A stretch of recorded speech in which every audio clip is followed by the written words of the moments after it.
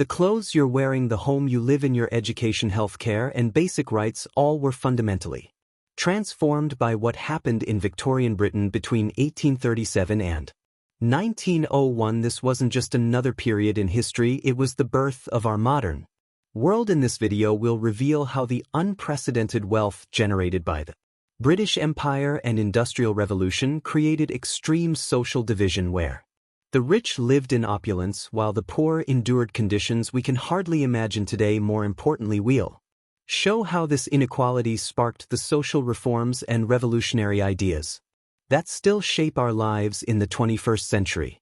The Victorian era dawned on June 20, 1837, as the young Princess Alexandrina Victoria was awakened at Kensington Palace with news that would forever alter the course of British history. Her uncle King William IV had died, making the 18-year-old sovereign ruler of the most powerful nation on earth. Within hours, Victoria met with the Privy Council alone, a bold statement of independence that set the tone for what would become a transformative period in world history. This momentous transition occurred during a time when Britain stood at a crossroads. The world's first industrial nation was experiencing growth unprecedented in human history. Steam engines roared in factories across the nation, powering textile mills, iron works, and countless other industries that formed the backbone of British economic might. Coal production had soared from 10 million tons annually at the beginning of the century to over 30 million by Victoria's coronation, fueling not just industry but a revolution in transportation as railways began crisscrossing the countryside. Britain in 1837 was a nation of stark contrasts. While industrialization created enormous wealth, it simultaneously produced devastating poverty. The 1832 Reform Act had expanded voting rights to portions of the middle class but still left approximately 95% of adults, including all women and working-class men, without political representation. The aristocracy and landed gentry maintained their grip on power through the House of Lords, even as industrial capitalists began accumulating fortunes that rivaled ancient family estates. The empire Victoria inherited was already vast but would expand dramatically during her reign. British territories spanned from Canada to the Caribbean, India to Australia, with strategic outposts across Africa. The East India Company effectively controlled the Indian subcontinent, while settler colonies in Australia were rapidly expanding. This imperial power brought unprecedented resources, exotic goods, and global influence to British shores, but also carried moral responsibilities that would increasingly trouble Victorian consciences. Religious revival movements were dramatically reshaping British society as Victoria took the throne. Evangelicalism emphasized personal salvation, moral rectitude, and social reform, influencing both the Church of England and nonconformist denominations. This religious fervor drove campaigns against perceived moral failings, from alcohol consumption to prostitution, while simultaneously inspiring humanitarian efforts to address poverty, illiteracy, and labor exploitation.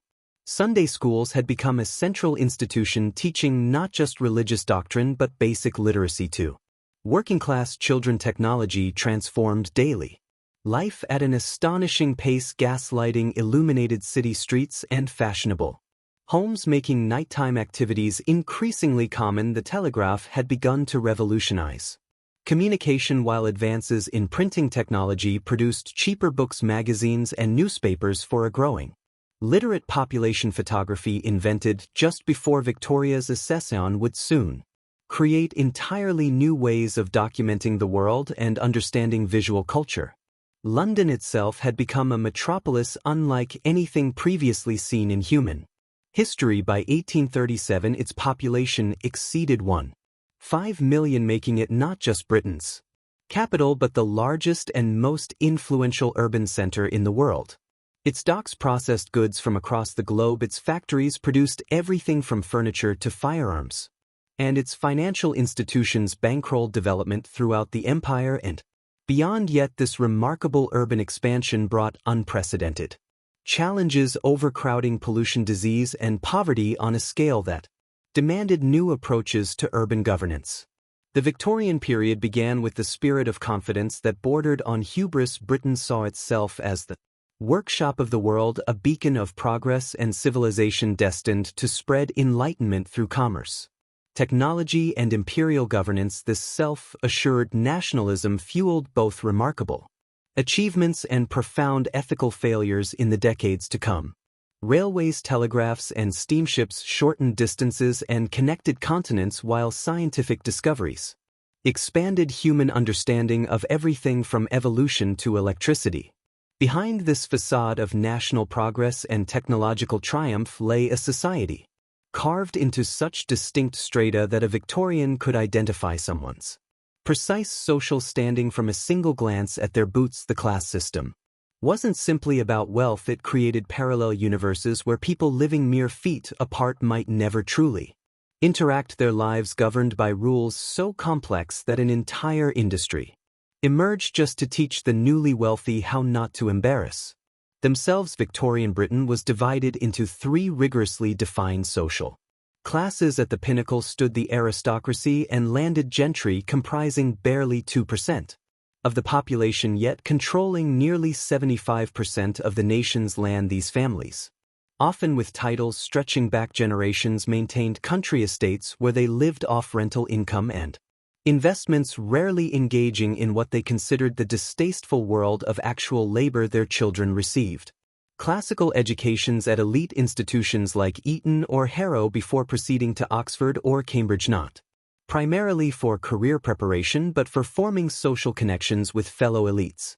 The rapidly expanding middle class represented a revolutionary force in Victorian society, comprised of doctors, lawyers, clergymen, merchants, factory owners, and shopkeepers. This growing segment embodied the virtues of industry, thrift, and respectability. Their homes became showcases of moral propriety and material success, filled with ornate furniture, pianos, and decorative objects that demonstrated both wealth and taste. Middle-class families obsessively maintained appearances, knowing that social acceptance depended on visible adherence to strict behavioral codes. The middle class typically lived in new suburban developments specifically designed to separate them from both aristocratic squares and working-class neighborhoods. For the vast working class, nearly 80% of the population, Victorian Britain offered a harsher reality. Industrial laborers, miners, dock workers, and agricultural laborers endured 12 to 16-hour workdays in dangerous conditions. Their homes and urban rookeries often consisted of a single room housing entire families, with multiple families sharing outdoor toilets and water pumps. Disease spread rapidly through these cramped quarters, contributing to dramatically shorter lifespans.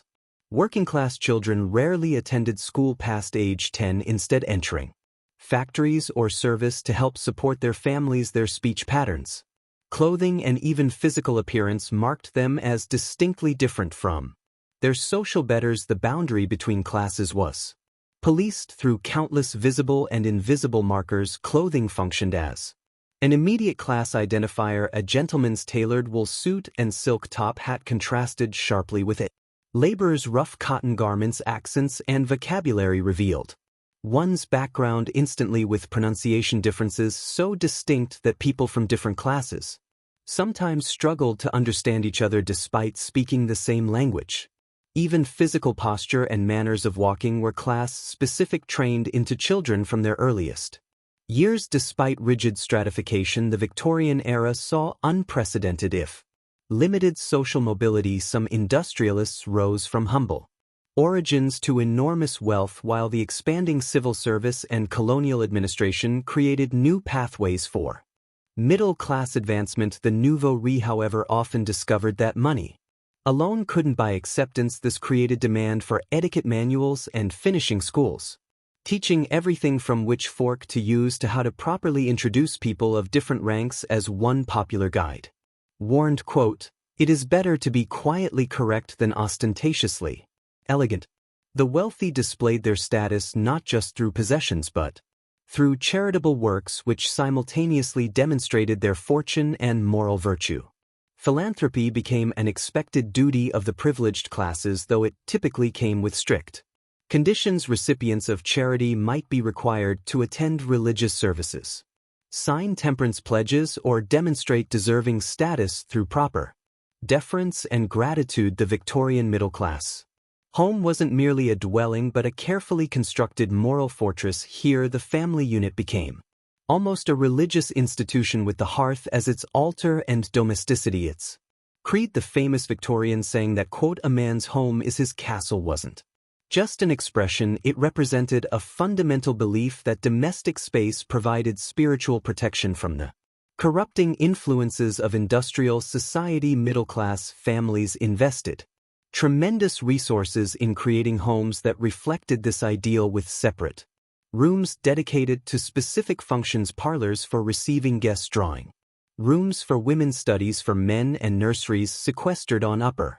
floors. The physical layout of Victorian homes reinforced their moral purpose. Front entrances with imposing doors separated the public street from private domestic space. Windows facing the street featured heavy drapes that could be closed against prying eyes inside. Corridors and staircases were designed to allow servants to move through the house without disturbing or being seen by family members. Even plumbing reflected moral values. Indoor bathrooms were carefully hidden away, acknowledging bodily functions while concealing them from view. Marriage as the foundation of this domestic sanctuary became intensely regulated by social expectations and legal frameworks that heavily favored men. A respectable wife managed the household and embodied what poet Coventry Patmore called the angel in the house, pure, selfless, and morally superior while simultaneously subservient to her husband. When marriage failed, women faced devastating consequences. Before the 1857 Matrimonial Causes Act, divorce required an act of Parliament, making it accessible only to the wealthy. Even after reform, men could divorce wives for adultery alone, while women had to prove additional offenses like cruelty or desertion to obtain the same relief. The obsession with propriety extended to every aspect of domestic life. Language was carefully controlled. Table legs became limbs. Chickens had white meat and dark meat rather than breasts or thighs, and even pregnancy was rarely mentioned directly, with euphemisms like "in an interesting condition" used instead. This linguistic modesty reflected broader anxieties about sexuality that paradoxically coexisted with an underground market in pornography and prostitution. The famous 1834 Obscene Publications Act targeted not only explicit materials but also information about contraception, reflecting concerns that such knowledge might undermine family stability. For the middle class, displaying the right possessions became essential to claiming respectability. Homes needed to showcase specific objects. A piano in the parlor, religious texts prominently displayed quality furniture with the fashionable ornamentation of the period. These items weren't just decorative but served as visible proof of moral character. Families sometimes maintained elaborate facades while privately struggling with debt, prioritizing appearances over financial stability. A respectable middle-class home required at least one servant, and families would often sacrifice necessities to maintain this crucial marker of status. Victorian society's contradictions appeared nowhere more starkly than in its treatment of women. The same culture that claimed to revere women as morally superior beings denied them basic rights, education, and autonomy, all while being headed by a queen who condemned women's rights activists. This paradox shaped the lives of every Victorian woman, from factory worker to aristocrat. The legal status of married women was particularly shocking by modern standards. Under the doctrine of coverture, a wife's legal existence was considered covered by her husband's. Upon marriage, a woman surrendered not only her property and earnings but her very legal personhood. If her husband chose to take their children and abandon her, she had no legal recourse to recover them. Husbands could legally confine wives to asylums if they were deemed troublesome, and marital rape wasn't recognized as a crime, while the law treated all women as subordinate. Daily life varied dramatically by class. Wealthy women managed large households and engaged in approved social activities but were barred from meaningful education or careers. Their days were filled with ritualized social calls, charity work, and entertainments, always chaperoned until marriage. The physical constraints were equally rigid, with fashionable corsets reducing waist to as little as 16 in, causing internal organ damage and breathing difficulties. For working-class women, Victorian ideals of femininity were simply impractical. Luxuries these women toiled in factories, worked as domestic servants, took in laundry, or sold goods on streets, all while bearing and raising numerous children. A cotton mill worker might labor 14 hours a day while pregnant, returning to work days after giving birth. Meanwhile, 1 in 3 working-class women in London worked in domestic service, facing isolation, sexual harassment, and constant scrutiny of their moral character. Female education remained strictly limited throughout much of the Victorian period. Girls from privileged backgrounds received instruction primarily in accomplishments designed to attract husbands, playing piano, watercolor painting, singing, and needlework. Intellectual pursuits were actively discouraged as potentially damaging to female reproductive health, with doctors warning that challenging mental work could cause infertility or hysteria. When Bedford College opened in 1849 as the first higher education institution for women, it faced ridicule and opposition. Despite these constraints, a women's rights movement gradually emerged. In 1855, Caroline Norton separated from her abusive husband and denied access to her children, successfully campaigned for the Infant Custody Act, allowing mothers limited access to children under 7. Barbara Bodishan led the campaign for married women's property rights, while Josephine Butler fought against the Contagious Diseases Acts, which allowed police to arrest suspected prostitutes for mandatory examinations while leaving their male clients untouched. The literary world provided another arena for challenging gender roles. Female authors like Charlotte Brontë, Elizabeth Gaskell, and George Eliot, the pen name of Marianne Evans, created heroines who defied conventional expectations of female behavior. These writers often published under male pseudonyms to ensure their work would be taken seriously. Their novels questioned women's limited options and portrayed female characters with intellectual depth and moral complexity rarely acknowledged in Victorian society. Slowly, legal reforms began to chip away at these restrictions. The Married Women's Property Acts of 1870 and 1882 gradually allowed women to maintain control of their own earnings and property after marriage. The Matrimonial Causes Act of 1857 made divorce more accessible, though still heavily biased against women. By the end of Victoria's reign, women had gained limited access to education, with women's colleges established at Oxford and Cambridge, though full membership at these universities remained decades away. Beneath the grand legal reforms and social movements that slowly reshaped Victorian Britain lay the mundane yet fascinating texture of everyday life. Would you believe that a Victorian Londoner could send a morning letter inviting a friend to dinner and receive their reply by afternoon, all while maintaining a schedule so precise you could set your watch by their movements? The Victorian day began early. For most Britons in industrial towns, factory whistles pierced the dawn air at 5:30 a.m. calling workers to their stations by 6 a.m.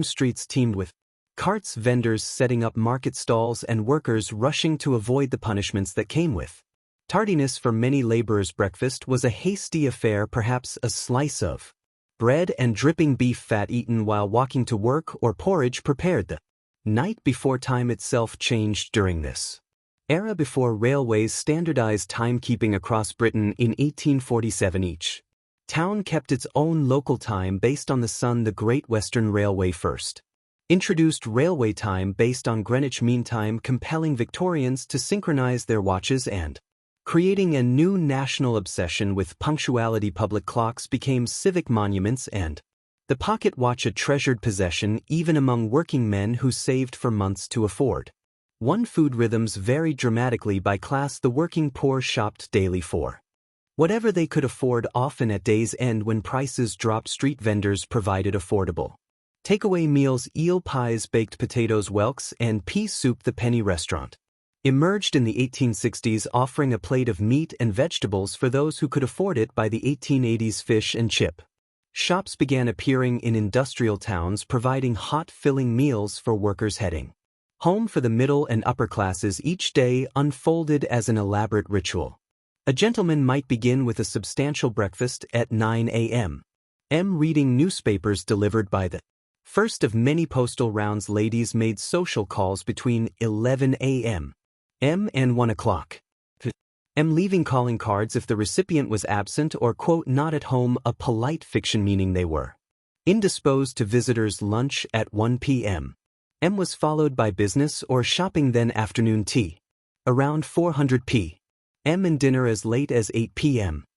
For the fashionable set clothing changes punctuated the day. For the affluent, a middle-class woman might wear a morning dress for household duties, change to a walking dress for errands, don a tea gown for receiving afternoon visitors, and finally appear in evening dress for dinner. Men similarly shifted from morning coats to frock coats to formal evening attire.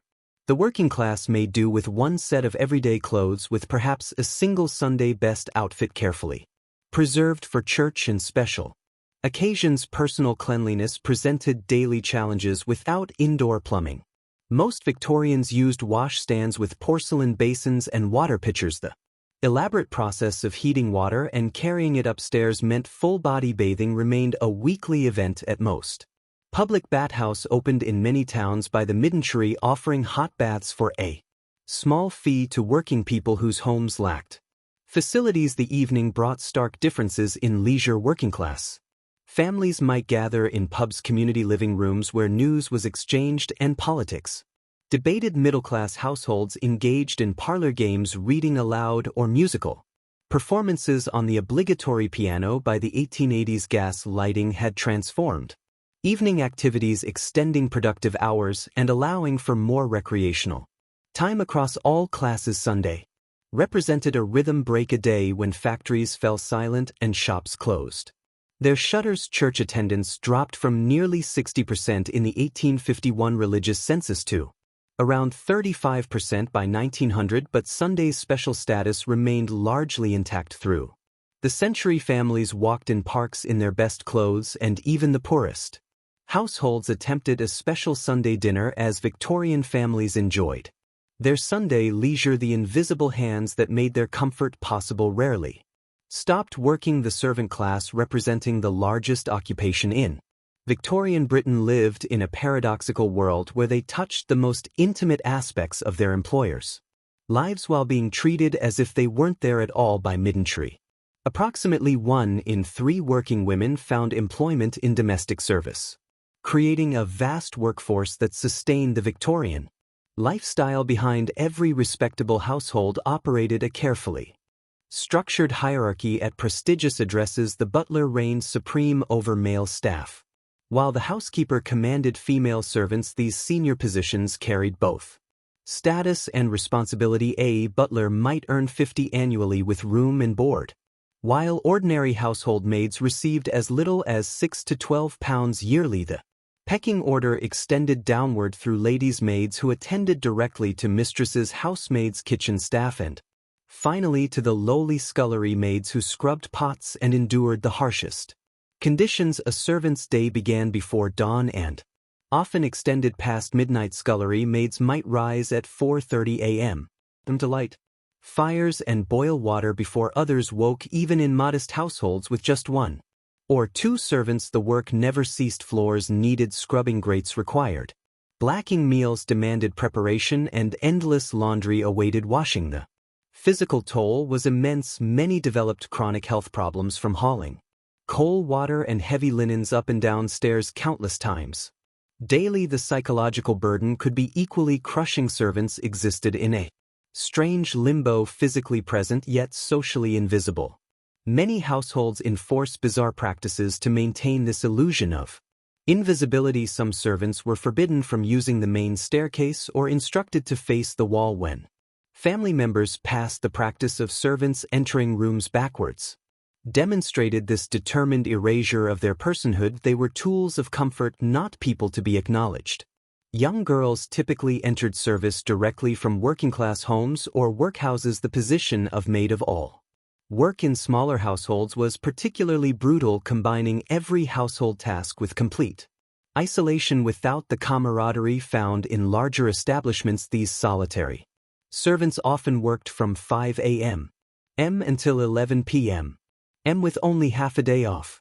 on Sundays and sometimes not even that their sleeping quarters frequently consisted of kitchen floor pallets or damp cellar rooms. Despite proximity to well-stocked pantries, servants often survived on meager rations while preparing roasts and fine desserts for their employers. Many subsisted on bread dripping and weak tea. One household manual advised mistresses, quote, "Never allow your servants the same food as served at your table." It encourages ideas above their station. Yet pilfering food became a common form of resistance against such deliberate inequality.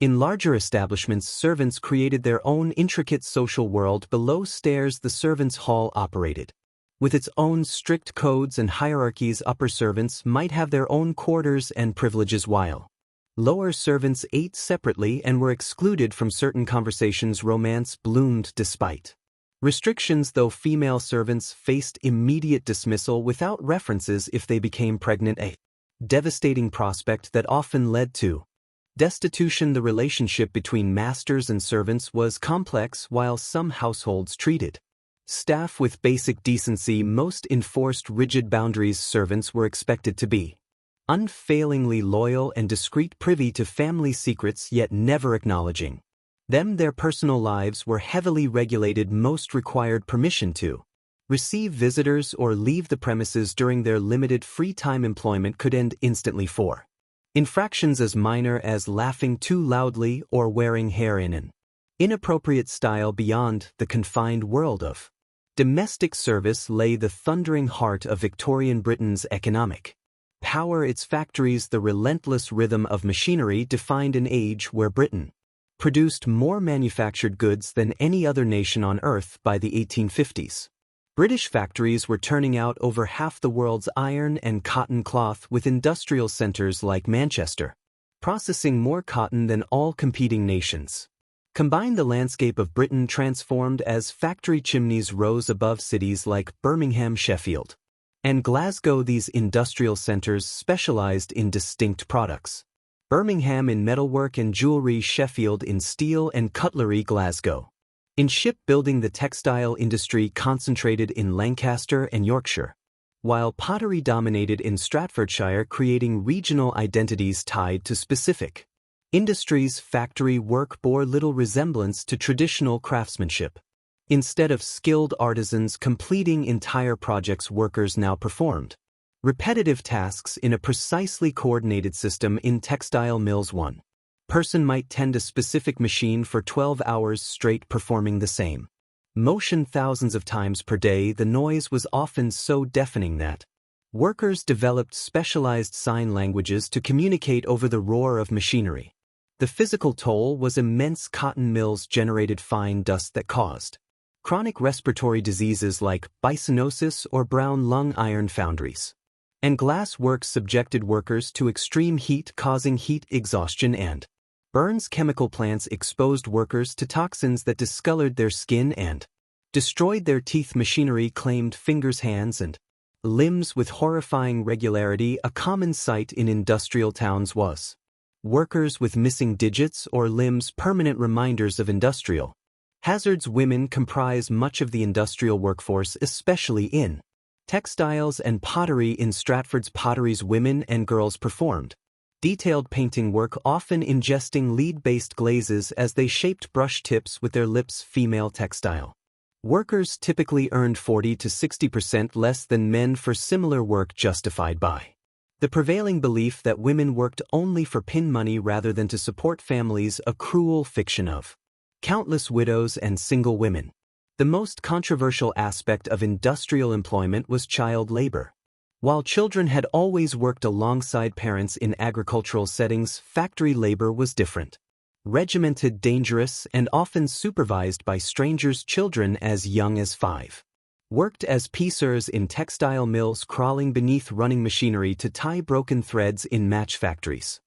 Children dipped wooden sticks into phosphorus compounds that caused FSY jaw, a horrific condition where jawbones literally decayed while victims remained alive. Factory towns themselves were transformed environments. Streets were arranged in rigid grids to maximize efficiency, with identical workers' housing constructed by Factory owners' company towns like Saltaire built by Titus Salt Bourneville created by the Cadbury family represented more enlightened approaches providing better housing, schools, and recreational facilities, though still under the watchful eye of the factory owner. The early Factory Acts attempted to address the worst abuses.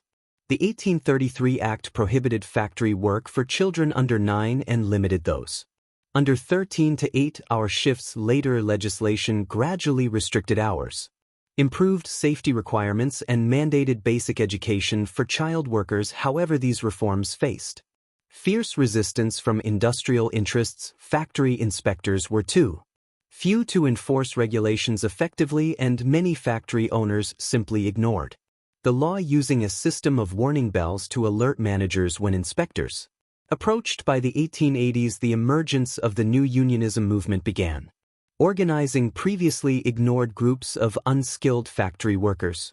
The infamous 1888 matral strike at Bryant and May's London factory highlighted the dangerous working conditions of young women exposed to toxic phosphorus. Public outcry following their successful strike pushed more factories to adopt safer red phosphorus processes. Victorian factories symbolized both industrial triumph and human cost. Simultaneously monuments to progress and sites of exploitation, they produced the consumer goods that defined material culture while demanding tremendous sacrifice from those who operated them. The juxtaposition of magnificent machinery and broken bodies created a profound contradiction at the heart of Victorian prosperity. These profound contradictions of Victorian prosperity didn't go unchallenged. What happens when millions of people who build an empire's wealth decide they deserve a say in how it's governed? The Chartist movement emerged in 1838 as an unprecedented phenomenon, the first time in British history that working-class people organized on a massive scale to demand political rights rather than just economic concessions. The movement coalesced around a document called the People's Charter, drafted by William Lovett and other working-class radicals who understood that without political representation workers would remain powerless. Their demands were revolutionary in their simplicity: universal male suffrage, equal electoral districts, removal of property qualifications for members of Parliament, payment for MPs' annual parliamentary elections, and the secret ballot. At its core was a fundamental question: why should the people who produce Britain's wealth have no voice in its governance? Fergus O'Connor, a charismatic Irish lawyer turned radical, became Chartism's most recognizable leader. His newspaper, the Northern Star, reached a circulation of 50,000 copies weekly, an extraordinary number for the era, creating a national network of politically engaged workers. The paper served as both organizing tool and educational platform, helping working people understand how parliamentary reform connected to their daily struggles. Chartism's first national petition in 1839 gathered an astonishing 28 million signatures at a time when Britain's entire population was about 18 million. When Parliament contemptuously rejected it without debate, the movement split between moral force Chartists who advocated continual peaceful pressure, and physical force Chartists who believed more dramatic action might be necessary. The Newport Rising of November 1839 demonstrated these tensions when thousands of Welsh miners marched on Newport under the leadership of John Frost. Troops opened fire, killing at least 22 protesters. The government responded with a wave of arrests. Frost and other leaders were initially sentenced to be hanged, drawn, and quartered, the last time this medieval punishment was pronounced in Britain, though the sentences were later commuted to transportation to Australia. The second national petition in 1842 gathered even more support, over 3 million signatures, but was again rejected by Parliament that same year. Economic desperation fueled what became known as the plug plot riots across industrial regions. Workers removed the plugs from factory boilers, effectively shutting down production in hundreds of workplaces. The authorities responded with military force, leading to bloody confrontations in several towns. The final great Chartist petition came during the Revolutionary year of 1848. When monarchies across Europe were toppled by popular uprisings, the government, terrified of similar events in Britain, stationed 85,000 special constables throughout London to confront a planned Chartist demonstration. The gathering on Kensington Common drew tens of thousands but remained peaceful, and the petition claimed to hold 5 million signatures, though later counted at far fewer, was again rejected. After this defeat, Chartism gradually declined as a unified movement, but its legacy extended far beyond its formal existence. One by one, 5 of the 6 demands were eventually adopted into British law. The secret ballot came in 1872, payment for MPs in 1911, equal electoral districts through various Reform Acts, abolition of property qualifications in 1858, and near universal male suffrage by 1918. Only the demand for annual parliaments remains unimplemented. Chartism's significance lay in how it transformed ordinary working people into political actors. Women like Anne Knight and Mary Ann Walker formed female Chartist associations, challenging the movement's focus on male suffrage while advocating for broader women's rights. Chartist associations established reading rooms and offered political education, creating a generation of working-class leaders who went on to form trade unions, cooperatives, and mutual aid societies. This political awakening fueled broader social reforms. Lord Shaftesbury championed factory laws and mine safety regulations. Florence Nightingale revolutionized nursing and hospital design. Edwin Chadwick's investigations into public health led to sanitation improvements that saved countless lives. These middle and upper-class reformers were responding to pressure from below, the organized demands of workers who refused to accept that poverty and exploitation were natural conditions. In 1845, a microscopic pathogen arrived in Ireland that would forever alter the course of the nation's history. Phytophthora infest the potato. Blight spread with terrifying speed across the island, turning healthy potato crops into rotting blackened sludge almost overnight. For the average Irish tenant farmer, this wasn't merely an agricultural setback, but a death sentence. The potato wasn't just a dietary preference, it was survival itself, providing subsistence on tiny plots of land where no other crop yielded enough to feed a family. The British response to this catastrophe revealed the darker underpinnings of Victorian economic philosophy. Charles Trallion, the Treasury official overseeing relief efforts, infamously declared the famine, quote, "the judgment of God," and, quote, "the mechanism by which the Almighty has purported to teach the Irish a lesson in moral improvement." Such sentiments weren't fringe, they reflected the prevailing British belief in laissez-faire economics and moral culpability for poverty. The workhouses, established as centers for relief, required the surrender of all property and separated families upon entry, forcing proud farmers to choose between starvation or humiliation. Perhaps most damning was the continuous export of food from Ireland throughout the crisis, while people collapsed from hunger along roadsides. Ships laden with Irish wheat, oats, and livestock departed regularly for English markets. In 1847 alone, the worst year of suffering known as Black 47, nearly 4,000 vessels carried food exports from Ireland to Britain. Armed guards often escorted these shipments past crowds of the starving. This reality fueled the bitter Irish, saying, quote, "God sent the blight, but the English made the famine."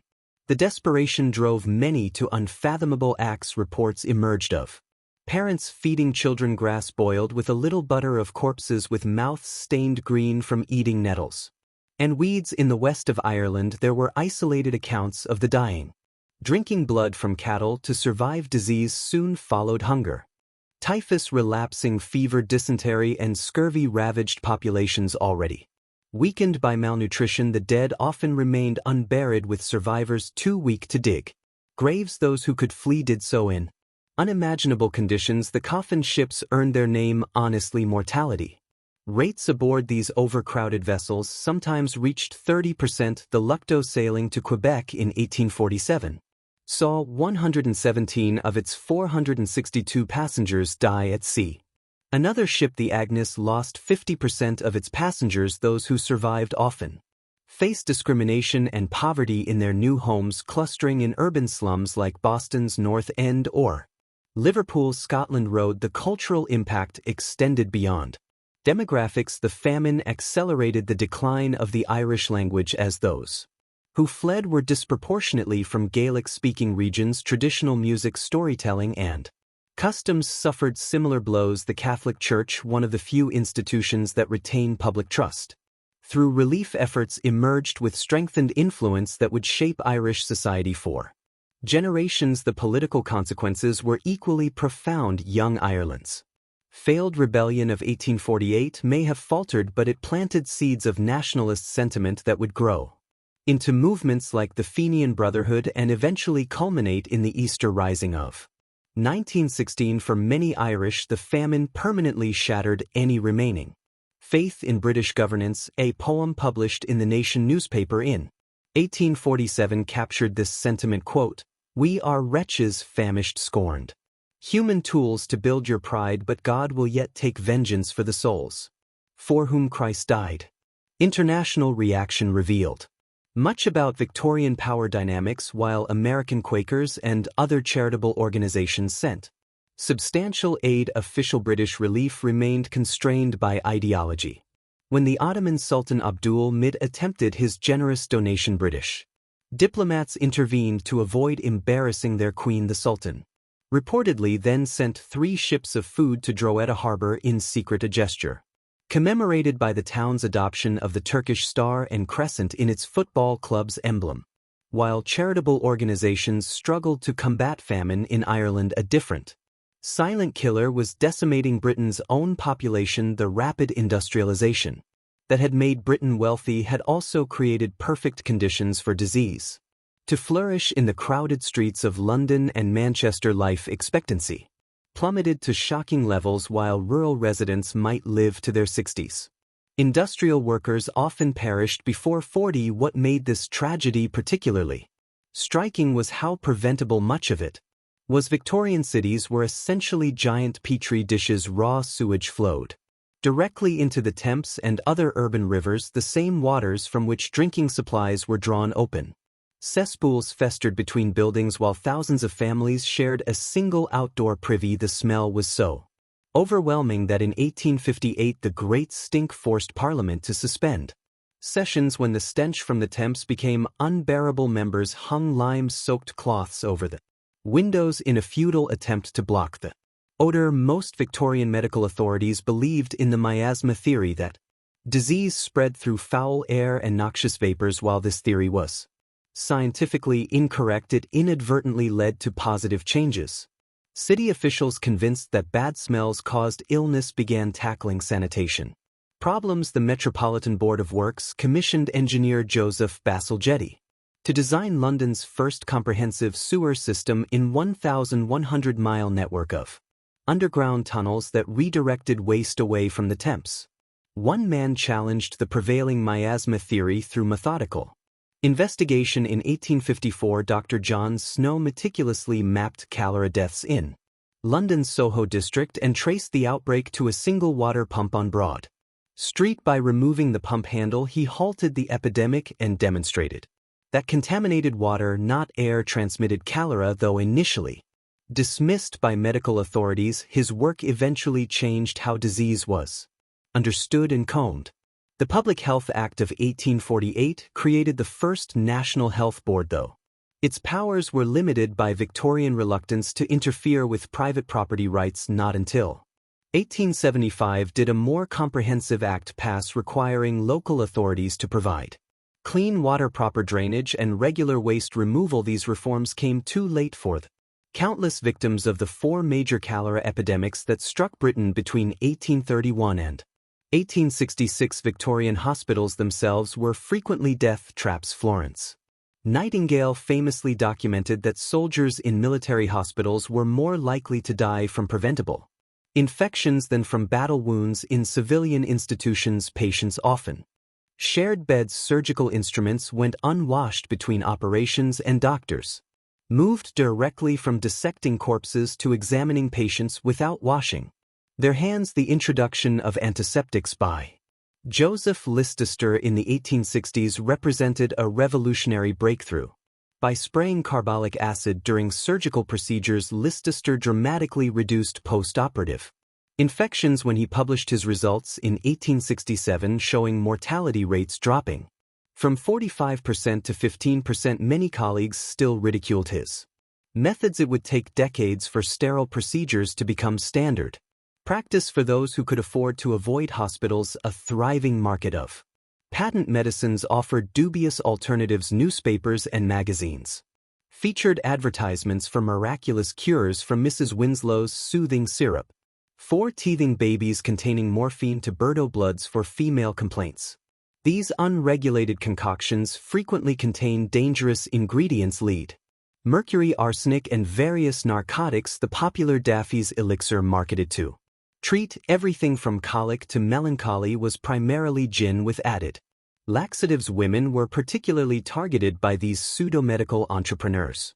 Lydia Pinkham's vegetable compound promised relief from, quote, all those painful complaints and weaknesses so common to our best female population. Though its 18% alcohol content likely provided temporary relief, its medical benefits were negligible. Similarly, Dr. Williams' pink pills for pale people claimed to cure everything from paralysis to, quote, female weakness, despite containing nothing more than iron oxide and sugar. Beyond the dangerous realms of Victorian snake oil and patent medicines lay another battlefield entirely: the struggle for knowledge itself.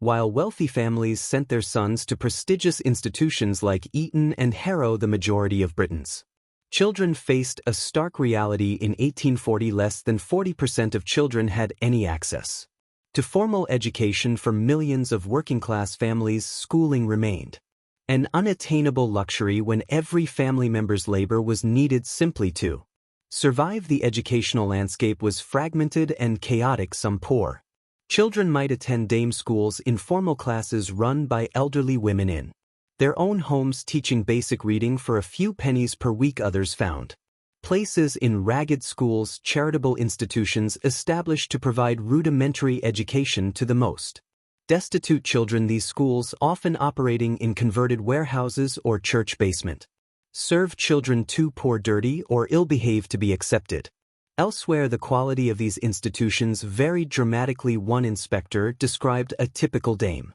school as, quote, a small stuffy room, 20 to 30 children crowded together on benches, learning by rote from tattered books under the supervision of an elderly woman whose qualification is often merely that she is too old for any other employment in rural areas. Education was even more limited, with agricultural work taking precedence over schooling, especially during harvest seasons. Middle-class boys received a vastly different education focused on classical subjects. The curriculum at public schools like Rugby emphasized Latin, Greek, and mathematics subjects, considered essential for developing mental discipline rather than practical skills. Girls from similar backgrounds received instruction primarily in accomplishments deemed suitable for future wives and mothers: music, drawing, needlework, and perhaps a smattering of French. One girls' school prospectus from 1845 promised to teach, quote, those branches of education calculated to form useful and pleasing members of society without the pedantry of learned ladies. Everything changed with the Elementary Education Act of 1870, championed by William Forester. This watershed legislation established the first framework for nationwide schooling, requiring that elementary education be available to all children aged 5 to 13. School boards were established to build and manage schools in areas where provision was inadequate. By 1880, education became compulsory, and by 1891 it became free, though enforcement remained inconsistent, especially in areas where child labor was economically essential. The expansion of education created intense social tensions. Many factory owners resisted losing their child workers, while some parents could not afford to forego their children's wages. The Manchester School Board recorded numerous cases of evasion. Quote, Mary Smith, age 9, absent 43 days this quarter. Mother claims illness but child seen working at mill. Attendance officers, nicknamed school board men, became dreaded figures in working-class neighborhoods as they pursued truants and prosecuted parents. Progressive women like Emily Davies and Frances Buss emerged as powerful advocates for girls' education. Buss founded the North London Collegiate School in 1850, pioneering academic instruction for girls that rivaled boys' schools. Davies established Girton College at Cambridge in 1869, fighting for women's right to university education despite fierce opposition. One member of Parliament famously declared that higher education would render women, quote, mannish and unseemly, warning that educated women would produce, quote, weak, precocious and undersized children. Victorian schoolrooms were extraordinarily strict by modern standards. Corporal punishment was routine, with the cane strap or ruler administered for infractions from poor recitation to untidy handwriting. Children sat in rows reciting by rote and copying from blackboards. Religious instruction formed a central part of the curriculum, with Bible reading and hymn singing starting each day. One Yorkshire schoolmaster's log book noted, quote, caned William Brown for blasphemy. Memorization of 10 commandments assigned as correction. Despite these harsh conditions, literacy rates soared dramatically. In 1841, only 67% of men and 51% of women could sign their own names. By 1900, these figures had risen to 97% and 96% respectively. This transformation created a voracious new reading public, hungry for material of all kinds. This newly literate Victorian society faced a question far more troubling than any spelling test: could the old faith survive in an age of microscopes and fossils? Despite the appearance of a unified Christian nation, Victorian Britain was secretly experiencing a profound intellectual revolution that would transform how people understood their place in the universe. Christianity dominated Victorian life, with church attendance serving as the cornerstone of respectability. The Church of England stood as the established religion, but evangelical movements brought passionate new energy to faith practices. Religious observance wasn't merely personal, it shaped public policy, social interactions and moral standards across society. Sunday was strictly observed as the Sabbath, with commerce halted and families attending morning and evening services beyond regular worship. Religion penetrated everyday life through prayer meetings, Bible study groups, and charitable activities organized by local parishes for the rising middle class. Especially religious devotion provided both spiritual comfort and social standing. Biblical literacy wasn't just encouraged, it was expected. Children memorized scripture from an early age, and religious texts were often the first books many Victorians owned. Yet beneath this veneer of unified faith, the era witnessed extraordinary scientific advancements that challenged traditional religious explanations. The publication of Charles Darwin's On the Origin of Species in 1859 triggered what many scholars called the Victorian crisis of faith. Darwin's theory of natural selection offered a mechanism for evolution that didn't require divine intervention. Organisms changed gradually over immense time periods through natural processes, not divine creation. This theory contradicted literal readings of Genesis and suggested humans shared ancestry with other primates rather than being specifically created in God's image. The implications extended beyond biology. Geologists like Charles Lyell had already demonstrated Earth was far older than the biblical timeline suggested, while archaeological discoveries questioned the historical accuracy of Scripture. These scientific revelations forced Victorians to reconsider their most fundamental beliefs about human origins and purpose. Many experienced profound spiritual turmoil, including Darwin himself, who had once studied to become a clergyman. Surprisingly, this era of scientific rationalism coincided with an explosion of interest in the supernatural. Spiritualism, the belief that the dead could communicate with the living, gained enormous popularity, particularly after the American Fox sisters claimed to contact spirits in 1848. By the 1860s, seances had become fashionable social events where participants might witness table tipping, automatic writing, or materialized spirits. This movement offered particular appeal to women, who often served as mediums and found in spiritualist circles a rare opportunity for public authority.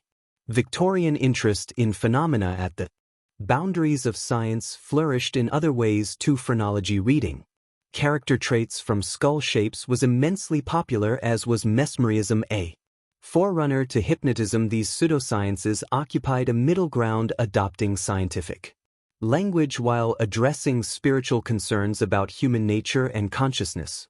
The Victorian fascination with pseudoscience wasn't their only obsession. They created entire languages out of objects, clothes, and table settings that spoke volumes about one's place in society. The same culture that held seances to contact the dead would develop the first modern department stores, transforming shopping from necessity into entertainment and social ritual. Before this revolution in retail, shopping meant visiting multiple specialized shops or dealing with street vendors. Purchasing goods typically involved haggling over prices in small, crowded establishments where merchandise was kept behind counters accessible only to shopkeepers.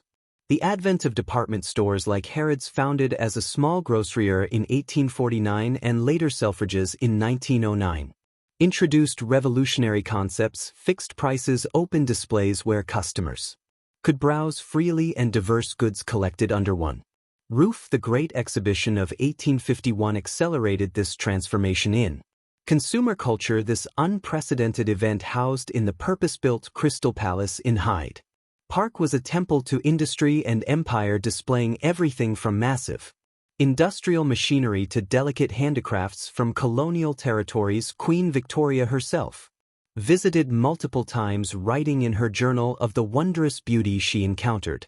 Unlike previous exhibitions catering exclusively to elites, the Great Exhibition welcomed visitors from all classes. Workers' excursion trains brought people from across Britain to marvel at the technological wonders of their age. For the Victorian middle class, possessions became crucial markers of respectability and aspiration. The parlor or drawing room functioned as a carefully curated showcase of family status, filled with decorative items like figurines, potted plants, embroidered screens, and family photographs. Victorians coined the term brick for these small ornamental objects that cluttered their homes, each item a statement about the family's taste and financial standing. Fashion operated as an equally elaborate social language. Women's silhouettes transformed dramatically throughout the era, from the bell-shaped crinolines of the 1850s and 60s requiring up to 40 yards of fabric to the bustle-enhanced skirts of the 1870s and 80s. These weren't mere fashion trends but visual embodiment of Victorian ideals about femininity, modesty, and status. A respectable middle-class woman needed multiple outfit changes daily: morning dress, walking dress, visiting dress, dinner dress, and evening attire. For special occasions, men's fashion appeared more uniform but contained equally strict codes. The dark frock coat and top hat signaled business respectability, while the precise cut of a jacket or quality of a waistcoat communicated subtle differences in wealth and social position. Etiquette manuals proliferated, instructing readers on everything from proper glove wearing to the correct way to leave calling cards. The Victorian dining table transformed into perhaps the most elaborately coded space of all upper and middle class. Dinner parties followed rigid protocols with multiple courses served in specific order. Isabella Beeton's famous book of household management in 1861 became the Bible of proper dining, offering 2,751 entries covering everything from soup to pudding. Dinner tables groaned under multiple types of specialized utensils: fish knives, asparagus servers, grape scissors, each requiring specific knowledge to use correctly. Tea drinking evolved from simple refreshment to formalized ritual after the Duchess of Bedford introduced afternoon tea in the 1840s. This new social custom filled the long gap between lunch and dinner with delicate sandwiches, scones, and cakes presented on the finest china. Even for families of modest means, keeping a good tea service became essential for maintaining respectability. The most extraordinary Victorian status displays centered around exotic foods. Pineapples, originally grown in South America, became the ultimate luxury item in Britain. Cultivating them required expensive heated greenhouses, making each fruit cost the equivalent of thousands in today's money. Unable to afford purchase, many hosts instead rented pineapples purely for display at dinner parties, returning them afterward to specialized futurists who would then rent the same fruit to another status-conscious host.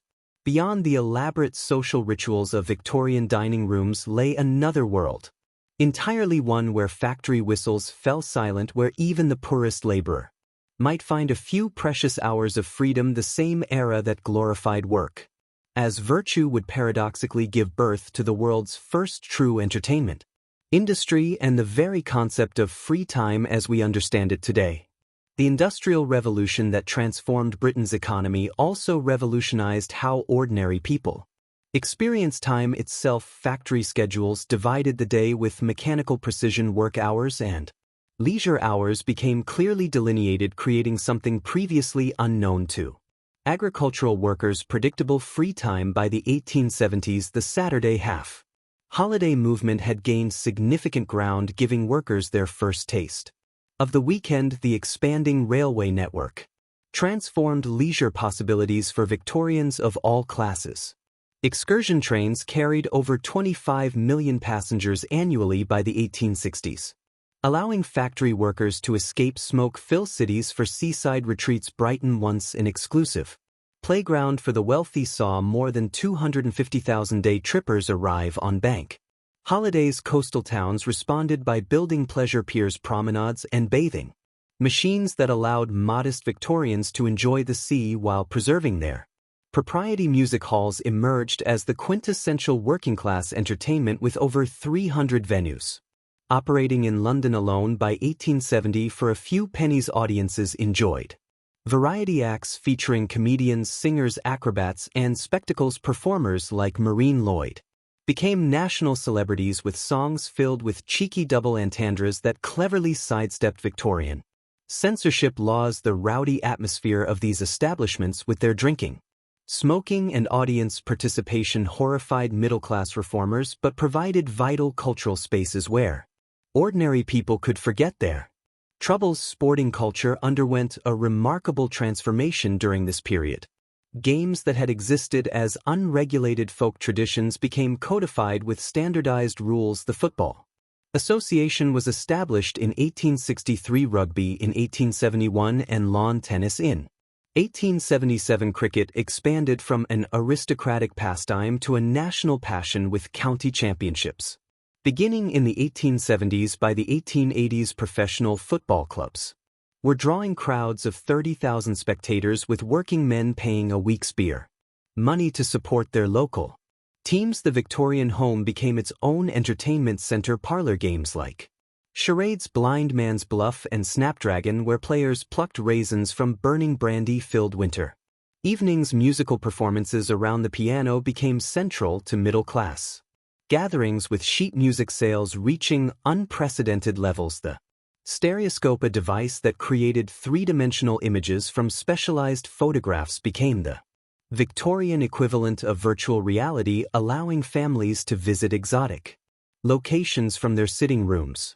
Public spectacles grew increasingly elaborate as the century progressed. Panoramas, massive curved paintings up to 400 feet long, depicted historical events or foreign landscapes and drew crowds of astonished spectators. Magic lantern shows projected colored images onto walls or screens, creating ghostly apparitions that delighted and terrified audiences in equal measure. P.T. Barnum's famous tours of Britain in the 1840s introduced the concept of the modern circus, with its combination of exotic animals, human oddities, and theatrical spectacle. Even traditional holidays transformed during this period. Christmas evolved from a minor religious observance into the centerpiece of Victorian family life. Prince Albert introduced the German tradition of decorated Christmas trees to Britain, while Charles Dickens's A Christmas Carol cemented the holiday's association with charity and family togetherness. Christmas cards first appeared in the 1840s, and by the 1880s,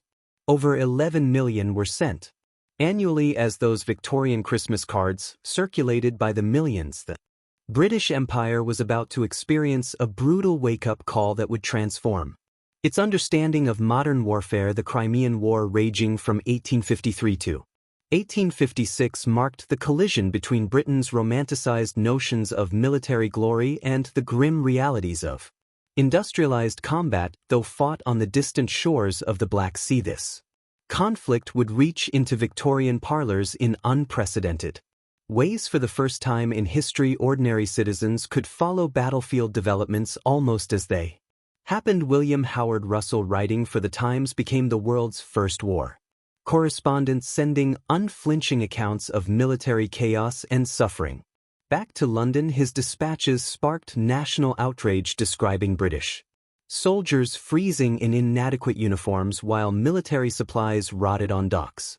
Just miles away, the Telegraph dramatically compressed the time between events and public awareness, transmitting Russell's reports across Europe within hours rather than the weeks previously required. The conflict itself stemmed from complex diplomatic maneuvering over the declining Ottoman Empire, with Russia seeking greater influence in Eastern Europe and control of strategic Black Sea routes, Britain fearing Russian expansion toward India, the jewel in the crown of its empire, joined forces with France, the Ottoman Empire, and the Kingdom of Sardinia to check Russian ambitions. What followed was a catastrophic demonstration of British military unpreparedness. The siege of Sevastopol dragged on for nearly a year, exposing critical weaknesses in supply lines, command structures, and battlefield medicine. Winter brought even greater suffering as temperatures plummeted to -20°C. Thousands of soldiers huddled in muddy trenches with insufficient clothing, food,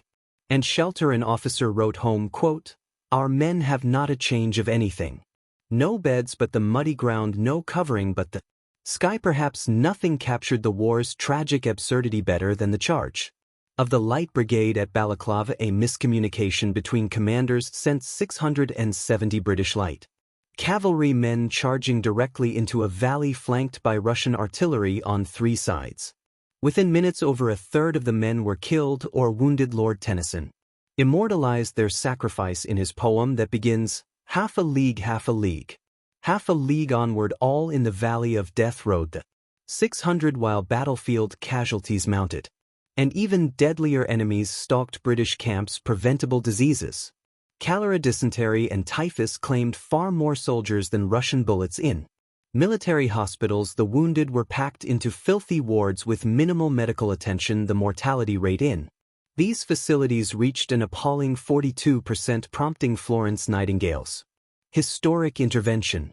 Arriving with a team of 38 nurses, Nightingale found patients lying in their excrement on bare floors, surgical instruments crusted with dried blood, and sewage backing up beneath hospital buildings. Her methodical reforms, improving ventilation, nutrition, and basic hygiene, dramatically reduced mortality rates. Using innovative statistical methods, she created her famous Rose diagrams, showing precisely how preventable diseases were decimating British forces. The war also introduced other modern elements that would define future conflicts. The telegraph allowed generals to communicate across vast distances, while railways transported troops and supplies to the battlefield. Both sides employed new weaponry like rifled muskets with significantly improved range and accuracy. The French introduced the first armored floating batteries during the siege of Kinbun, precursors to modern battleships. Most revolutionary was the arrival of Roger Fenton, the first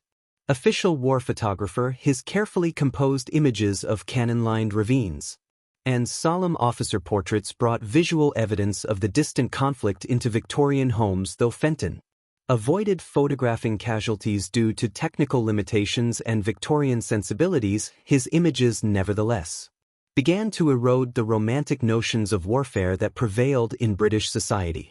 The photographs from Crimea may have troubled Victorian sensibilities, but an even greater imperial nightmare was brewing in the east. Beneath the surface of Britain's most valuable possession, forces were converging that would transform a soldier's religious objection into the largest colonial uprising the empire had ever faced. On May 10, 1857, in the garrison town of Meerut, Indian soldiers serving under British officers took an unprecedented step. 85 Sipo had recently been